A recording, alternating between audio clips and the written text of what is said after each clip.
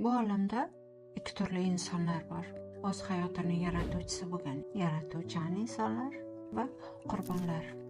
Lekin ta'sifki, asosiy qism bu qurbonlar qaysiki doim ayblovda, doim muhokamada, doim tanqidda, o'ziga va boshqalarga doimiy qidiruvda bo'lgan va doimiy natijasiz bo'lgan insonlar.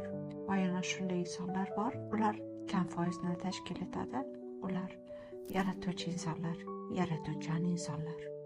Men aynan shu bilimlarni sizni o'z hayotingiz yaratuvchisi sifatida shakllanishingiz uchun zarur bo'ladigan bilimlarni 1-fevral kuni katta transformatsion treningda taqdim etaman.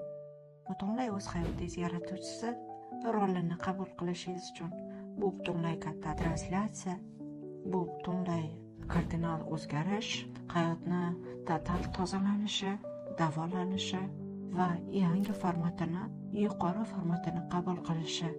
Bu trening butunlay sizni hayotingizni o'zgartirishga kafolatlanadi.